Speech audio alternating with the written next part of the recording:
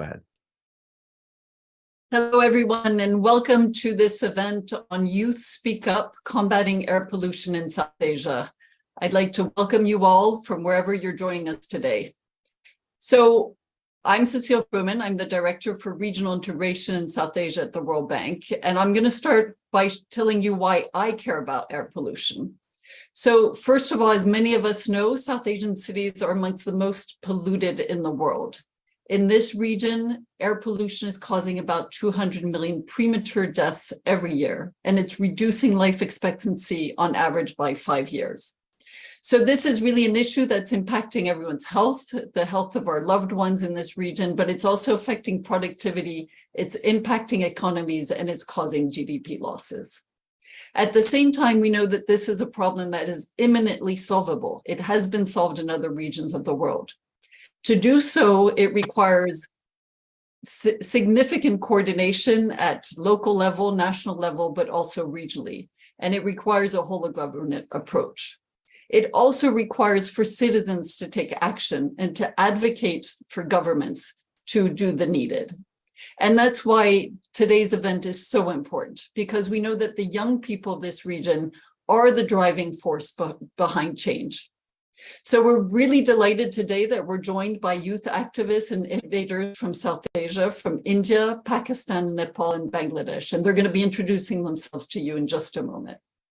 So as we kick off, we're going to show you a short video that illustrates some of the key facts that explain the magnitude of the problem in this region. And then I'm going to turn to my colleague, John Room. So let's watch the video.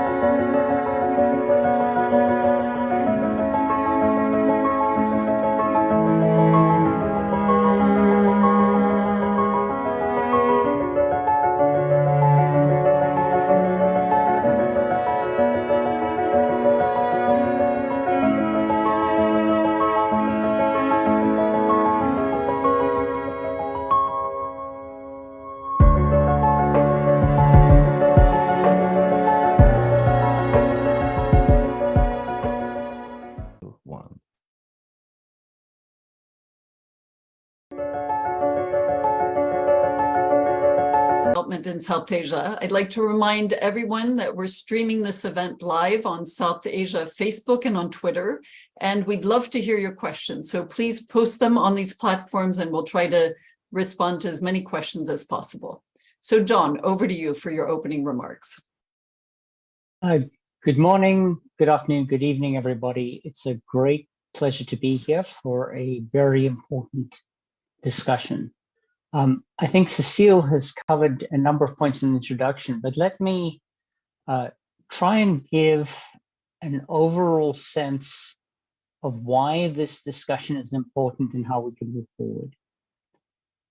So I think the starting point is that air pollution in South Asia is amongst the worst in the world, and it's getting worse, not better. You can look at any set of data, top 10 polluted cities, top 10 areas, change over time, and this data is crystal clear. And we already know that air pollution is having significant negative effects on health, mortality. We've seen the numbers in terms of lost lives. We've seen also the impact on GDP, on livability, on competitiveness. And I'm not going to repeat the numbers, but they are big. If South Asia can reverse these negative impacts of air pollution, there will clearly be a positive impact on poverty reduction, quality of life, both morbidity and mortality, and we could see an increase in competitiveness of particular urban areas as a result. But we also know that this will take deep actions and deep reforms from a large number of stakeholders in a coordinated way. Therefore, it's very important that these various stakeholders and stakeholder groups have a clear and shared understanding of what the issues are, and more importantly, what the pathways are forward, and that they work together in a coordinated way. So let me run through 4 groups of these key stakeholders. The first one is policymakers and decision makers, largely in the public sector. They need to move on policy reform. But in order to do so, they also need to grasp the critical importance of this issue and feel the pressure to act on it, but also know that there are solutions and a path forward. And I like to use the term that they can build the courage to act on these complex set of issues. The second group is civil society and think tanks. And here, young people are an important part of this. And here there's an important role in raising awareness of the issues, both the impacts and the possible solutions. They can increase calls for political pressure. They can give their weight to building a consensus behind the issues and the solutions and the ways forward. And since I group private sector with civil society as well, there are opportunities for private sector operators to start implementing solutions and innovative solutions. So it's not only talk, but it's also delivery. The third group is the broad development partners and donors.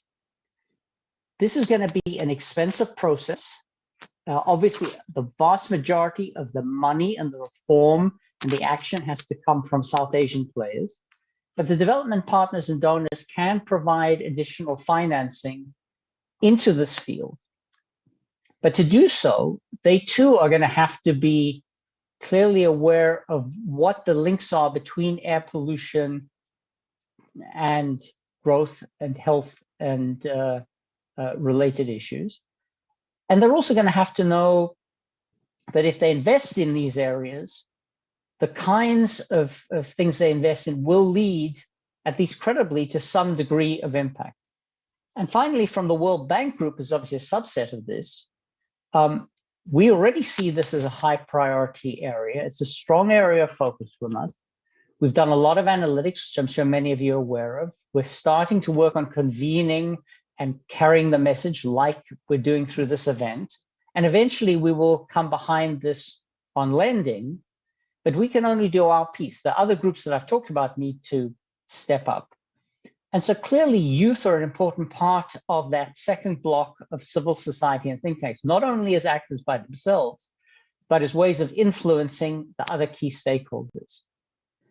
Before I close, let me just share a few thoughts on some of the lessons of some broad blocks of where action is needed, because I think this also helps inform where this discussion can take place.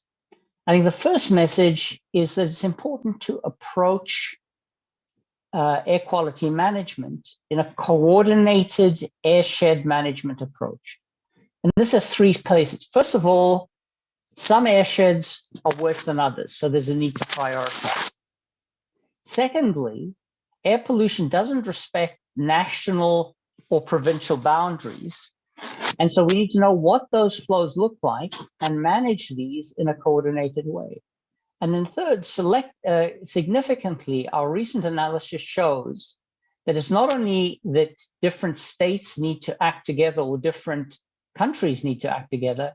If they do so, the cost of addressing air pollution will be lower. The second block of issues is around putting in place institutional monitoring, evaluation, and data mechanisms. So there's a clear understanding of what is going on, whether progress is being made, and coordination and delivery mechanisms that work across these different stakeholders. And finally, then there's advancing on the priority, most important, most cost-effective actions in each specific jurisdiction that will allow action to take place. Some cases it might be agricultural residue, some cases it might be brick kilns, some cases it might be polluting power plants. They're not all the same in the same places, but many of these responses are multinational. And so when you take this together, I think it's very important that all of those stakeholders that I talked about earlier have a shared and common understanding of the problems and the way forward, so that we get a commitment to tackle these issues together. And here, I like the analogy of the burning platforms. And so the way I think about it is that we're sitting on a burning platform right now of air pollution. It's causing all of these major problems. If we stay and do nothing, that platform is going to collapse beneath us with disastrous effects. There is a better platform that we can jump to, and that can be articulated in terms of lower air pollution, better quality of life. But in order to build the capability to move from one platform to the next, we need to know, what does that ladder or what does that rope look like that'll get us through there? So what are the priority actions that can get us from one platform to the other? And if everybody's going to have to get from that burning platform to the better platform, they're going to have to work together to climb the ropes together or climb the ladders together in order to move forward. So I think that's maybe a little bit of a way that I think about it. It's a bit general at this point in terms of the way I've tried to frame this.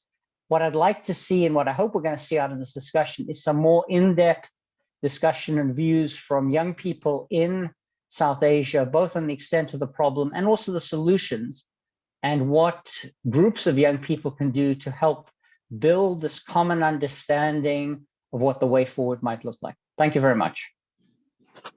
Great. Thank you very much, John. And I think you've really laid the stage very well for us. So without further ado, I'm going to ask our 5 young speakers to introduce themselves. They have a minute each at lightning speed.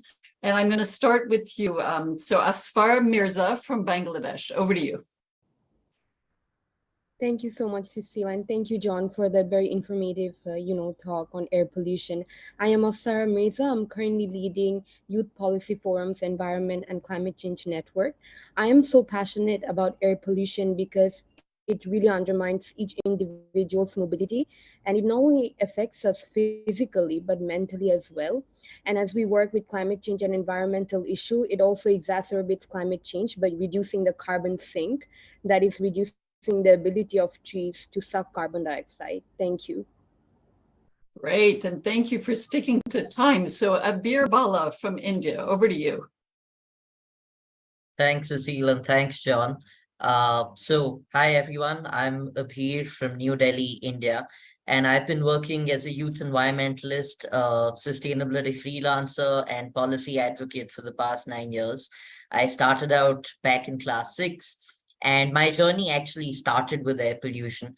Like a lot of people, unfortunately, I didn't care about climate change until I came to class 6. And the question, what's in it for me, was really answered.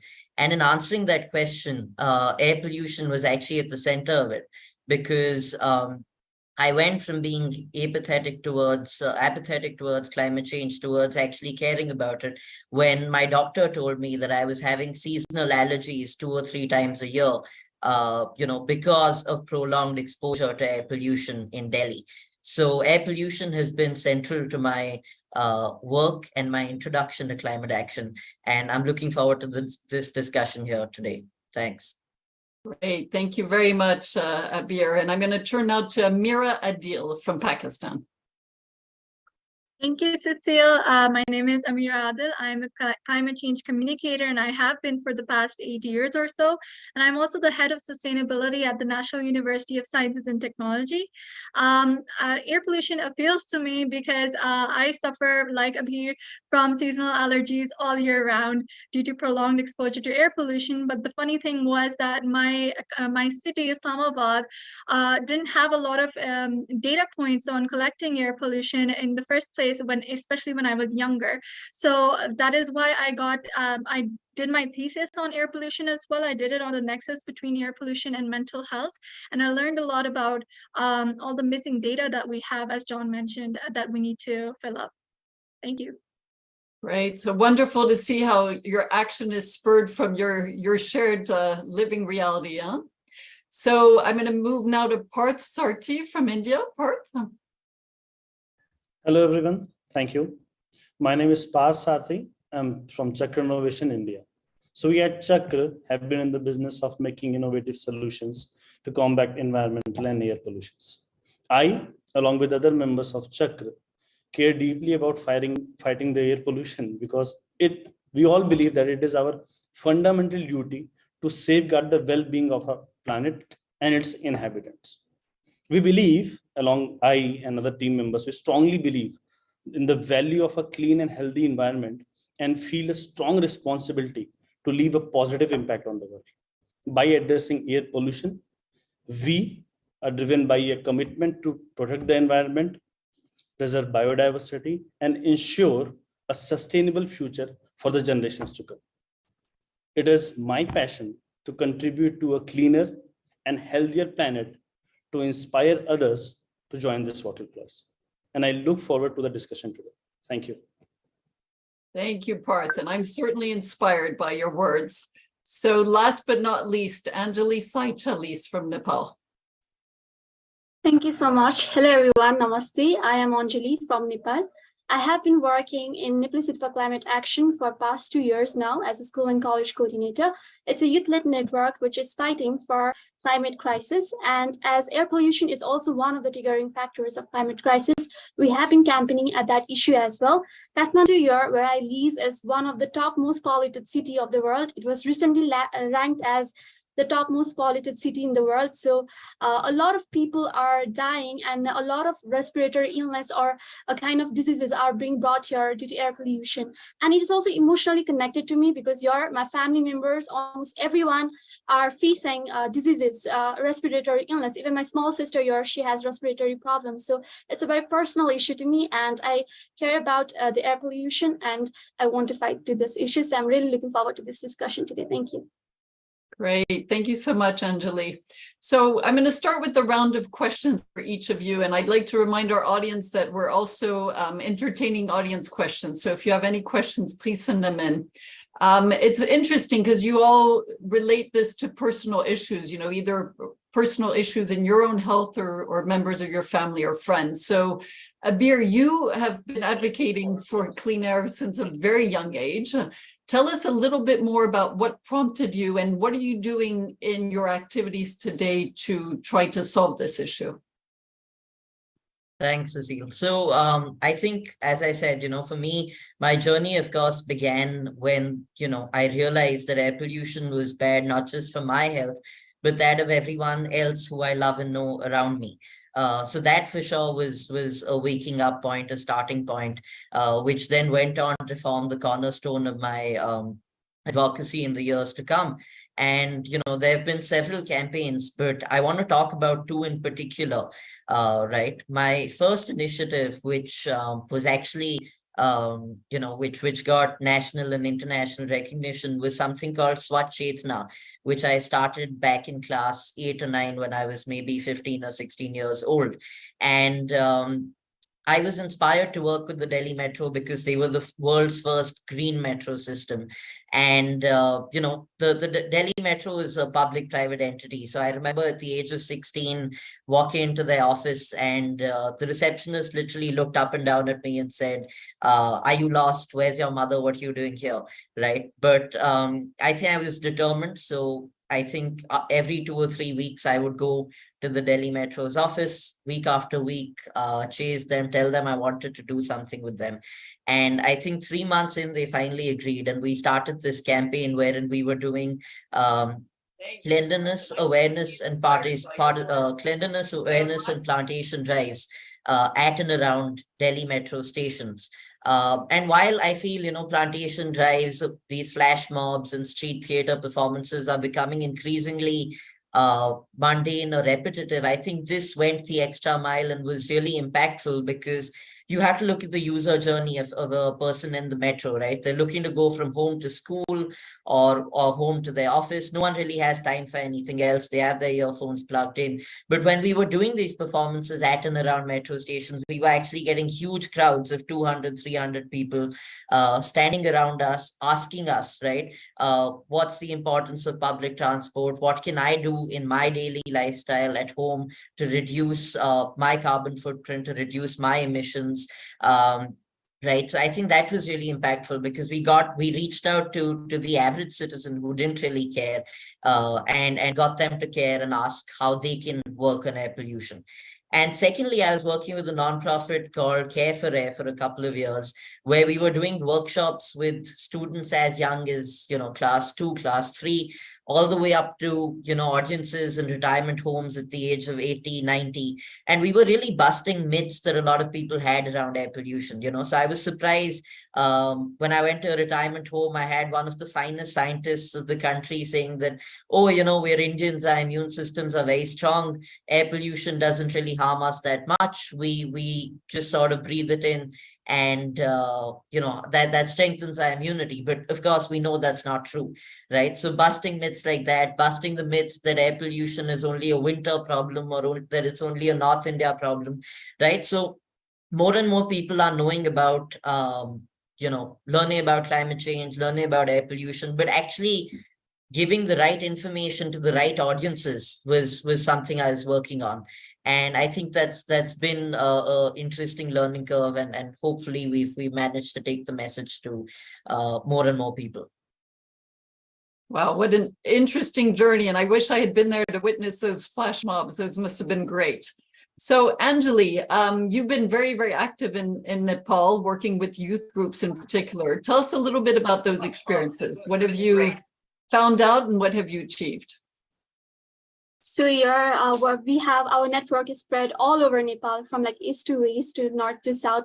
We have our chapters at all places, and young people here are very much energetic, and they have a very young, innovative ideas to fight this crisis, air pollution, and they come up with new ideas. They do the campaigning from very ground level, trying to focus more on the community, and they try to incorporate them in the campaigns. And when we are working with young people, like-minded youth, it's always motivating to work with them, where where the campaign which we are doing, it's all for the same cause, for the air pollution, to reduce it.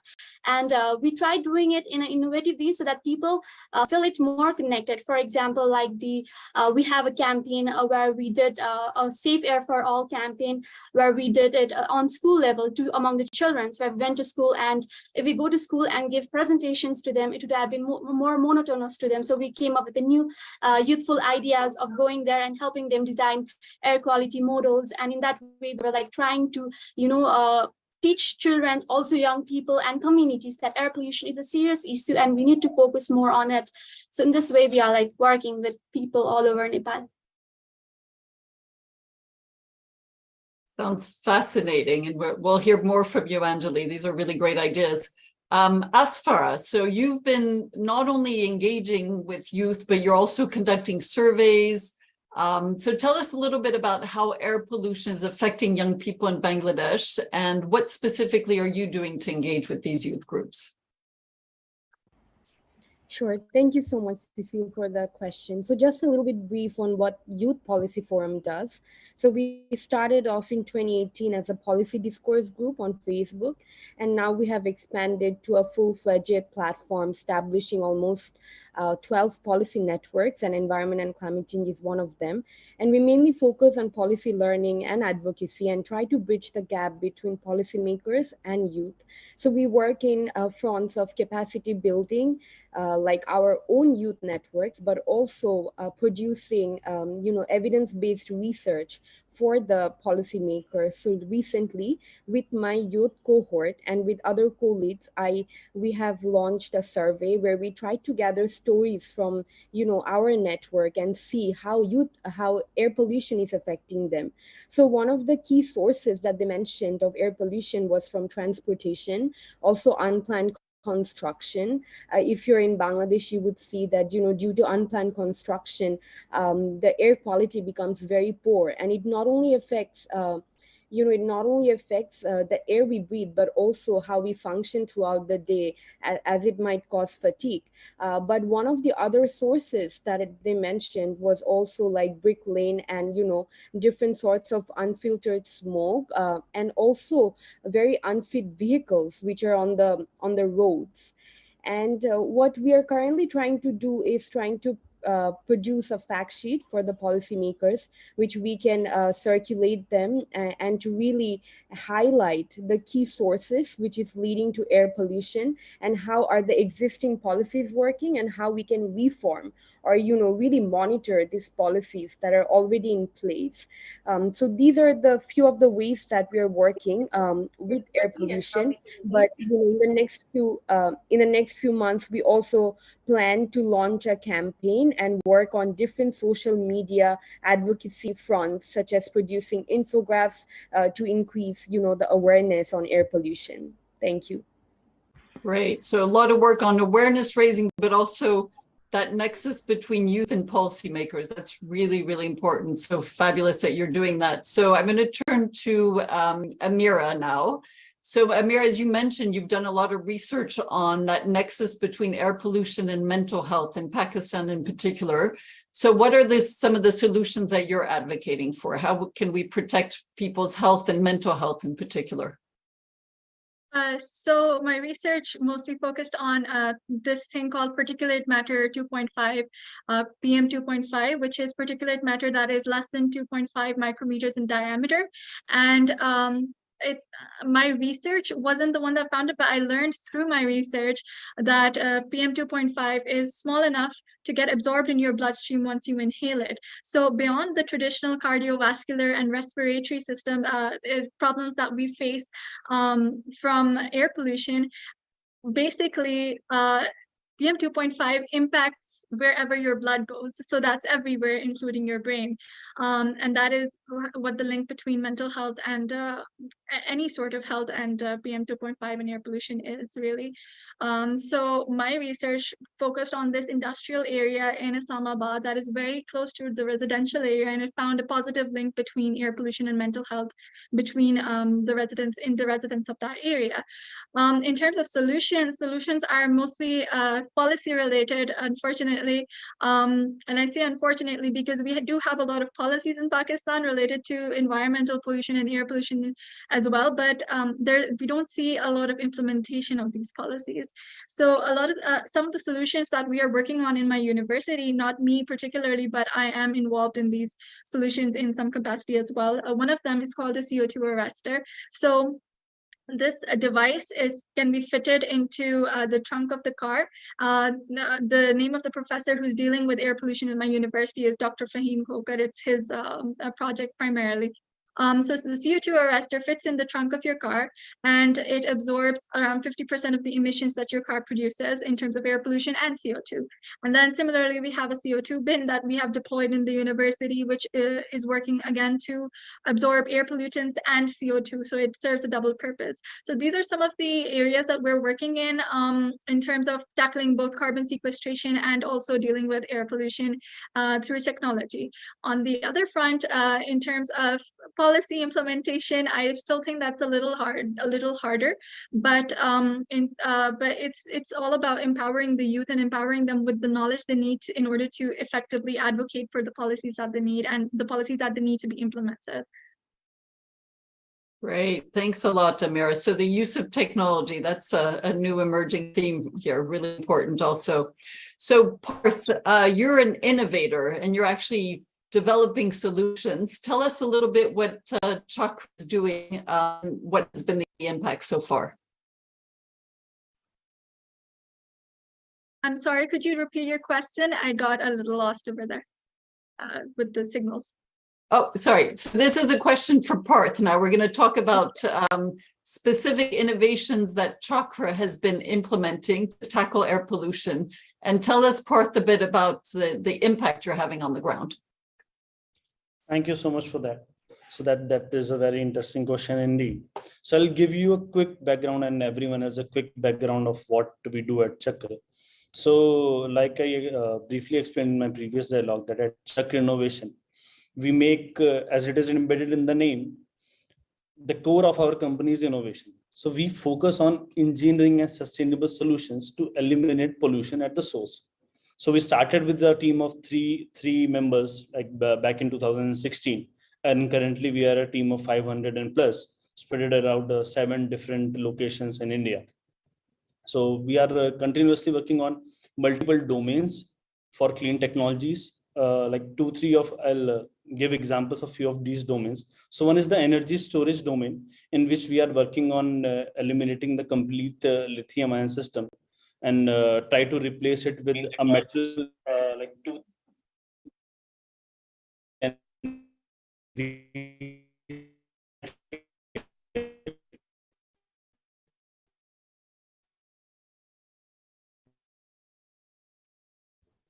So Parth, I'm afraid And we're not hearing you audible? clearly. Hello. Okay, you're back. Okay, I'm back. So yes, so at Chakra, we are working on clean technologies. So a couple of these technologies are like one is the power storage unit in which we are working. The concept of this is to eliminate the complete lithium ion system. We are using metals which can be completely recycled rather than the lithium ion batteries which are once used. It is very, very difficult and very, very toxic to dump these. Other than this, we have products in emission control domain. So when I say emission control, so our primary target is to reduce the pollutants which come from the IC engines, the internal combustion engines, like the engines of cars, the engines of trucks, the engines of diesel generators. Now, what are these technologies? So there are two main technologies in this domain, which we have already commercialized and deployed already in 1,000 locations. So these are, one is the retrofitted emission control device. So this emission control device, once it is fitted on the engine, it captures the particulate matter 2.5, PM10, carbon monoxide and hydrocarbon by an efficiency of 90% or more. The other product in the emission control domain is the dual fuel kit. The dual fuel kit, it enables the engine user to run their engine on a cleaner fuel. So for example, a diesel, an owner who is running their engine on diesel, by using this technology, they can run their engines directly on a cleaner fuel like PNG or CNG. So these are the two main say products which we have in the emission control domains. And these both products in isolation can reduce emission by 90%. So this is about the technologies that we are working at Chakra, and this is a brief about our products. Yeah. Great. Thank you very much, Parth. So we have a few audience questions starting to come in, and I'll start addressing them. So these domains. So one is the energy storage domain, in which we are working on. okay, I think we're back. Great. So Abir, here's a question for you.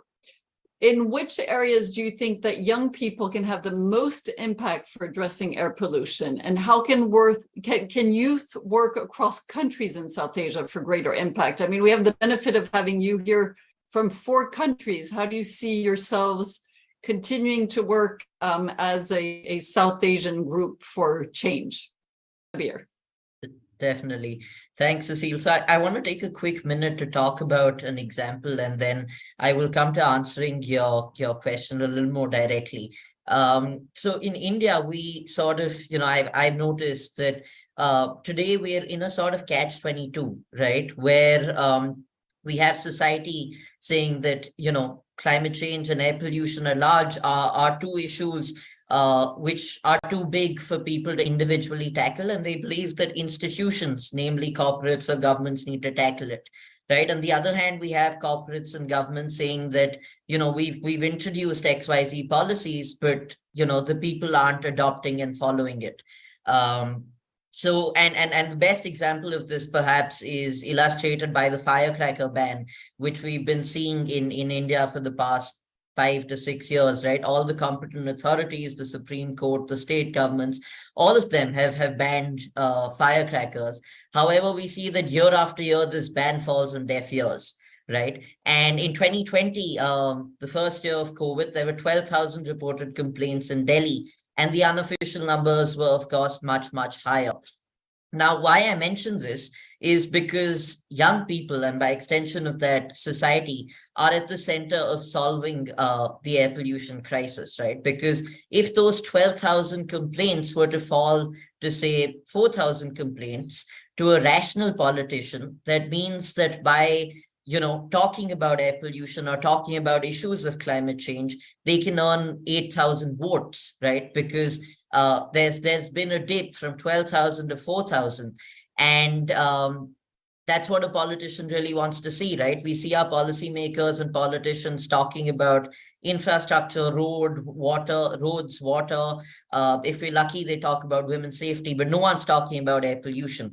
So we actually need, as young people, we need to implement existing policies, and we need to sort of lead and herald society towards actually catalyzing institutional action. There's no doubt that air pollution can't only be solved by individuals alone. We do need institutional action, but young people and society are at the heart of catalyzing and snowballing and getting the ball rolling on institutional action, right? But more specifically, I think young people would be central in spreading awareness, doing education workshops, because obviously students and young children can relate to younger people, like-minded people. And in a country like India, even South Asia at large, where we have such a huge youth population, that becomes really important.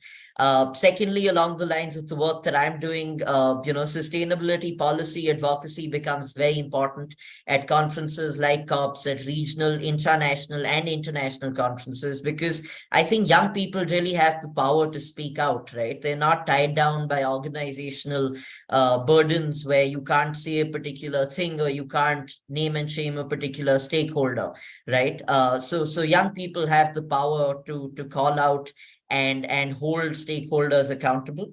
And lastly, I think, again, in South Asia, young people are really at the innovation, are at the forefront of innovation and technology, whether it's for renewables, whether it's for climate finance, or just reducing emissions and looking at that from an economic perspective. So I think young people are really at the heart of that. And very quickly, I think, I know I'm running out of time, but very quickly, speaking to your point about South Asian collaboration, I think, that's where we need to come together. It's a poor, it's a open secret, perhaps, that there are a lot of regional differences, unfortunately, in South Asia. We've seen that SAARC has become, more and more ineffective over the years because of differences between India and Pakistan or other countries within the region. But I think we have to come together and work. And I think young people, again, will be at the center of that, right? Conversations like this, but also cross-cutting initiatives across countries would be central to solving the issue, because here it's not a matter of, national interest, but a matter of regional interest. And it's people's lives, it's people's livelihoods that are at stake. So again, I think, young people need to catalyze and start these conversations, and then get governments to collaborate on it together. Right, thank you. So unity of youth in South Asia for more action from governments. That's definitely something that will have a great amount of impact. So Anjali, you told us quite a lot about what you're doing in Nepal, but what is your vision, for you and the youth that you work with? What is that vision for clean air in Nepal? What does it look like, and what will it take? So our vision for clean air in Nepal, it's like we want a healthy air for everyone, clean and healthy air for everyone. That's a human right. And that's even mentioned in our constitution, fundamental rights, that the citizen of Nepal needs clean and healthy air. So we are just demanding our rights. Nepal, Kathmandu city, or any other city of our country, once they are free of air pollutions, then the health of the citizens are itself improved. So our vision, what we are campaigning for, what we are pressurizing for to the government, is to make the air breathable for every living creature out here in Nepal. And for that also, we have been doing different campaigns to, make government more focused about that. Young people are demanding this. We had a campaign on Max Mandu, which was done 5 years ago from our network, and the Max Mandu campaign was done at 3 different levels, but the message was same, that air pollution is a crisis and we need to solve that. Now, after this 5 years also, we are doing campaign that's safe air for all, and through this campaign also, we are demanding that the air of our country must be breathable. So that's what we are doing. That's a young people vision of our country, and we will be keeping on advocating on it. Great. Thanks for what you're doing, Anjali. So important. I just want to remind our audience, please send us your questions and we'll be happy to weave them into our conversation. So let's see. Afsar, I think this is a good question for you. And you spoke a little bit about the work you're doing to bridge the gap between youth groups and policymakers, but tell us maybe in a little bit more detail what kind of impact you're having in Bangladesh and what tools you're able to use to influence policymakers. Thank you so much, Cecile. I think that's a great question and so important. So the tool that we mainly use is definitely our research work, and we use the youth to really, produce research report in a more consolidated manner, and sometimes even translating, the important documents that relates to air pollution, such as the nationally determined contribution or any other policy documents, in a very easier manner, so that the policymakers can comprehend it. Sometimes, while working in this field, we realize that the policymakers sometimes are not aware about all the policies that exist, and also the global policies that are also shaping up, such as different coalitions, different policies or different efforts that other countries are doing. So we try to, bridge that knowledge gap in terms of providing evidence-based research, and in many times we also produce reports in a local in Bengali language, so that it's easier for them to understand.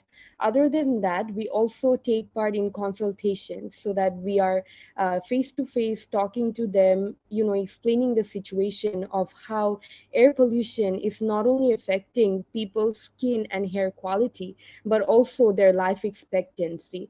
And we try to share the surveys that we do with them regularly. And one of the main steps that we're going to take next is to provide a fact sheet, so that it really highlights the main sources that is leading to air pollution, and also what can be done. And one of the things that we're also pushing for is some recommendations that can be taken forward, such as planting more trees, making laws and enforcement more strict for poor vehicles, which produces a lot of unhealthy smokes. But at the same time, we're also pushing for a monitoring mechanism that really helps to monitor the current scenario of air pollution, especially in terms of transportation. But other than that,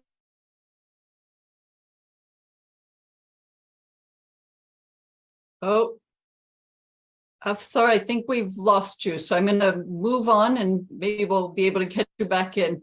Amira, here's a question for you. What role do the young people in Pakistan have to push the agenda for combating air pollution in the country and in the region? I think I'm going to go back to something that I heard Abir say earlier. It's about providing information, but also the right sort of information for the right sort of audience, because I think that's incredibly important. Because a lot of the time, there's a lot of disparity in the way that we communicate between the capital and other parts of Pakistan, because there's so many languages and so many social and social cultural barriers to get through when you're communicating anything at all. And different problems need to be communicated in a different way to different groups of people and different youth groups especially. So I think the primary thing that the youth of Pakistan can do is educate themselves and learn and then teach and give back, because the impact of air pollution on health, the economy, child mortality, everything is insane. And it's not just a couple of people who live in air polluted areas. It's most of the people who live in polluted areas, and it's not a differentiable thing between the rich or poor. There's no areas in Pakistan that I am aware of that are completely safe to live in, safe to reside in terms of air quality. So empowering and arming ourselves with knowledge and to know that what we're fighting for, so that we can adequately term our conditions for what our policies should look like and what implementation can look like. Thank you. Thanks a lot. Yeah. So Parth, maybe a question for you here. You're clearly an innovator. You're pushing the envelope. So what guidance or advice would you have for young people on how they can go about bringing innovations the way you're doing them and then scaling those so we can bring them to market and they can have an impact? So that this is a very subjective question. So let me try to objectify it as much as possible. So I'll start with the few things that has worked for us, that has worked for Chakr Innovation. Some 4-5 points, and then maybe make it more generic. So one of the key points is to identify and learn. So what I mean by this is that if an entrepreneur, if an innovator has picked up any particular environment problem, then it is necessary that we understand the problem, gain deep knowledge in relevant science, technology, and also read about the existing policy framework that exists around that particular environmental problem. So this is point number one.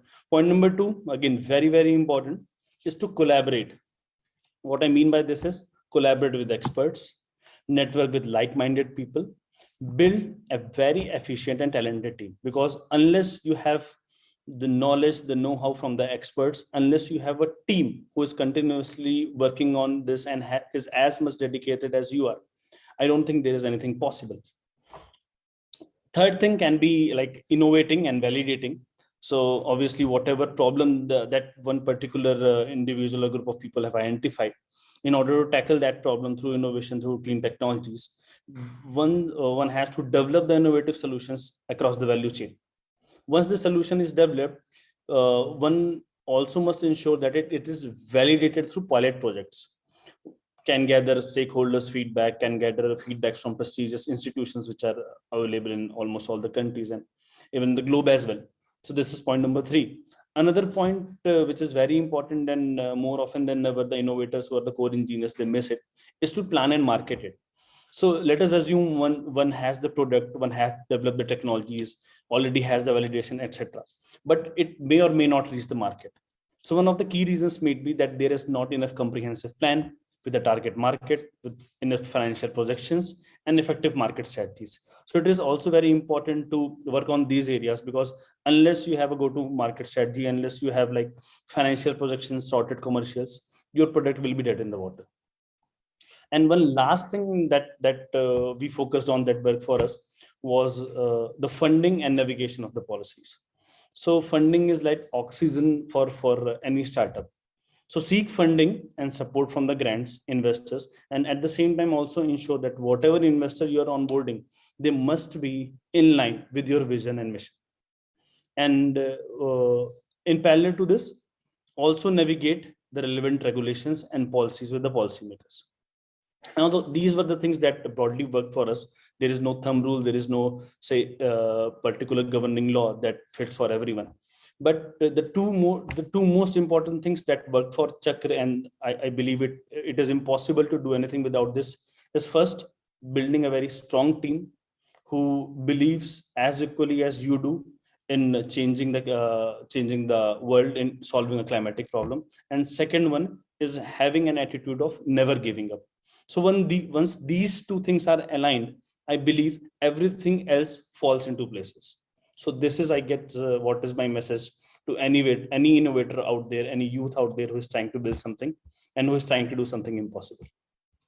Great. That's a great message, Parth. So strong team and never giving up. That's how we're going to get more youth innovators.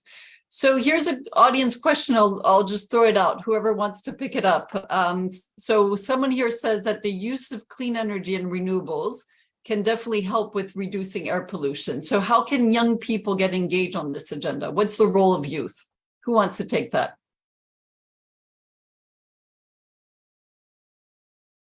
Don't be shy. I'm happy to take that if. Yeah, Abir, Okay, go ahead.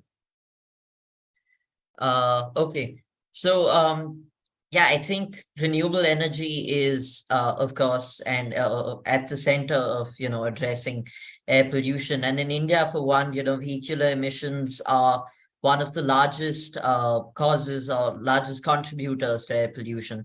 And we see that there's a significant push for electric vehicles, for renewable energy. But a concern that remains in the hearts and minds of a lot of people is the fact that, is concerns with range, concerns with, the safety of batteries. And I think that's where young people, people perhaps between the age of 20 and 30 who are starting out in their career, can actually be at the center of leading by example for the adoption of EVs, for the adoption of public transport, for the adoption of renewable energy at home, right? Because 10 years ago, solar power used to be exorbitantly expensive in India. But now it's not that expensive. And similarly, we're seeing that, electric vehicles is also increasingly coming into the reach of more and more people. So I think, young people become important in leading by example, and also for pushing their families to sort of adopt these new technologies, if we can call it that. And I mean, one interesting policy example that I want to share, if I'm not wrong, I think it was France or Germany, which a couple of years ago, implemented this rule that each and every gas station, each and every petrol pump would have to have one EV charging station. Otherwise, their license would be revoked, right? So I think, initiatives or policies like that, if they're replicated in India and South Asia at large, can actually go a long way in allaying the public's concerns around, the range of electric vehicles and the adoption of them. And I think young people can actually advocate for small yet simple policy changes like this. So yeah. Great. So I'm going to take one more audience question. I think that's as much time as we have. So this is from Aman, who writes from Bihar in India, and he's interested in knowing what is the connection between air pollution in the Himalayas and climate change, but also more broadly for all of the region. So is there a connection between air pollution and climate change? What is it? Who wants to take that one?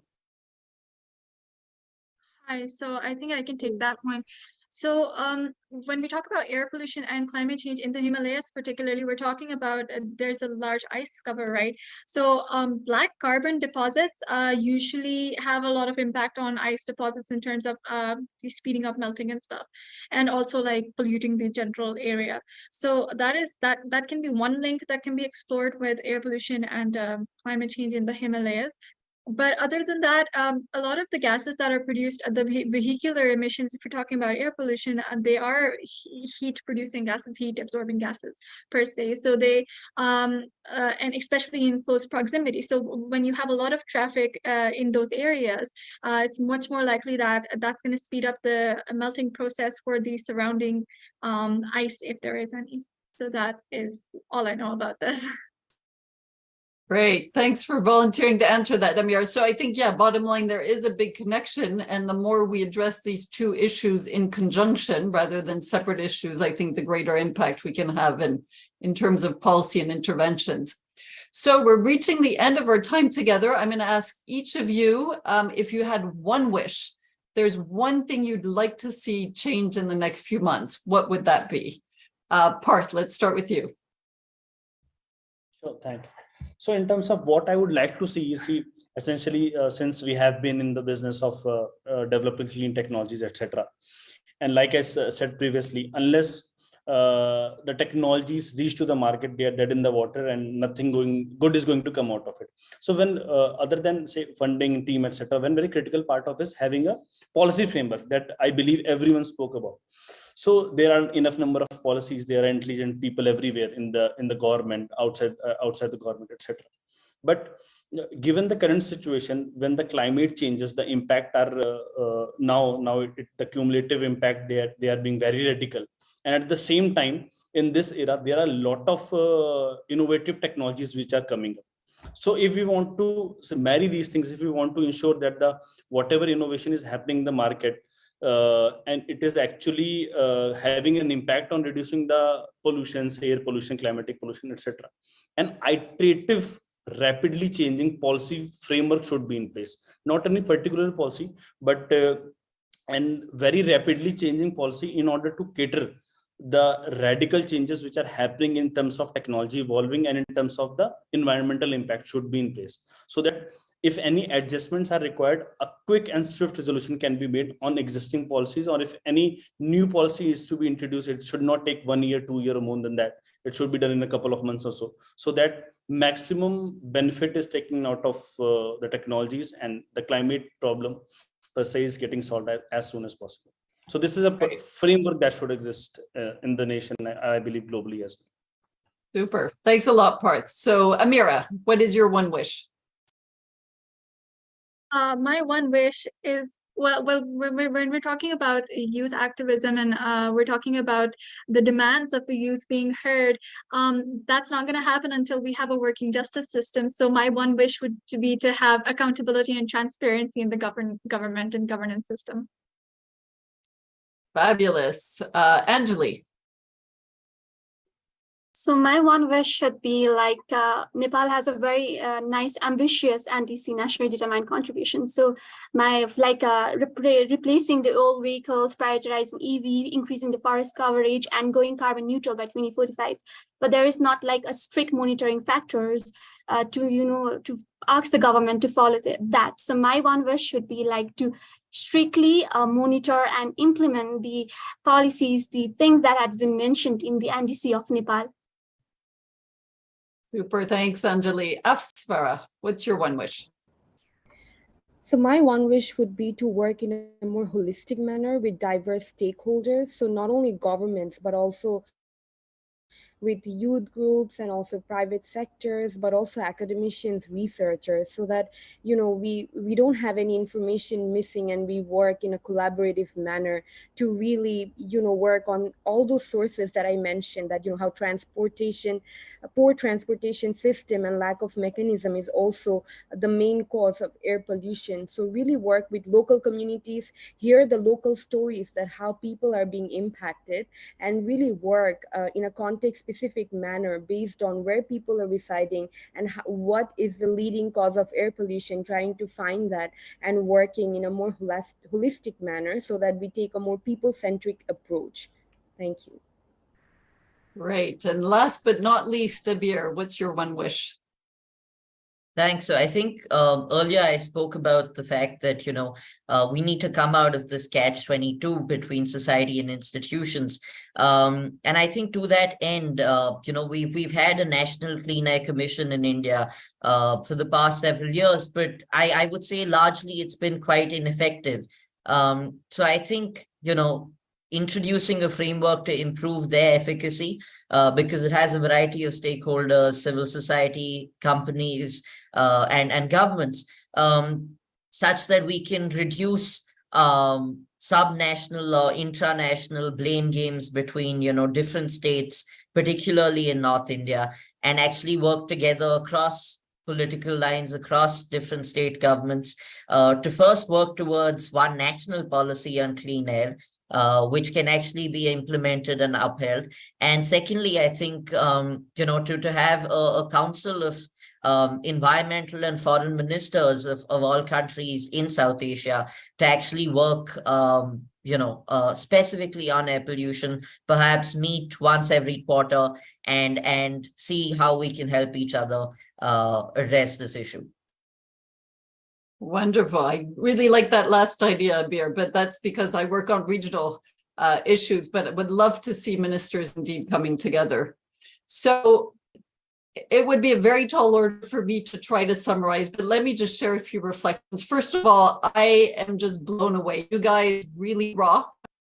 I'm really impressed by how knowledgeable you are about the issues, how well informed you are, how well spoken you are. I've noted in all of you sort of this shared personal story that this is an issue that affects you personally, you and your families. I've been super impressed by the perseverance, the stories you've told of reaching out, trying to convince people and never giving up, how much of innovation you bring, right? In how you're communicating and how you're engaging and bringing in new technologies and new approaches. I've really appreciated that effort to bridge the voice of youth with policymakers, to try to influence policy, to monitor policy, to make sure policies are responding and evolving and tackling the issues at stake. speaking out, you've all mentioned, right? That's the key role, and not shy about speaking out. And I encourage you to continue to do so because you have so much to bring. Some of you talked about the importance of research, and that research is not just developed by policymakers, but also you as youth can bring new and innovative research. And then I've taken note of all your great recommendations. So, you know, bringing technologies to market with great teams and never giving up, making sure that the demands of the youth are heard, that there's accountability in the system, monitoring the policies and holding policymakers to account, working with diverse stakeholders, and this people-centric approach. I really, really like that point. That's so important. And then the last point, working regionally, because none of this can be solved just at the local level. So again, hats off to you. Respect. I'm so impressed by the work you're doing, so impressed that you care about this issue, so impressed that you're taking this forward, that you're working with all of the various constituencies, and that you're touching not only minds, but you're touching hearts. And we're so delighted that you agreed to our invitation today. So I want to thank each of you. I want to thank Asfa. I want to thank Anjali, Parth, Abir, Amira, and I want to thank the amazing World Bank team that has worked so hard to put this event together. And there are many people to thank, but they know who they are. So with that, again, much appreciation, much respect. Keep up the good work, and please continue to speak up. Make sure that your voice is heard, and we're certainly listening. Thank you.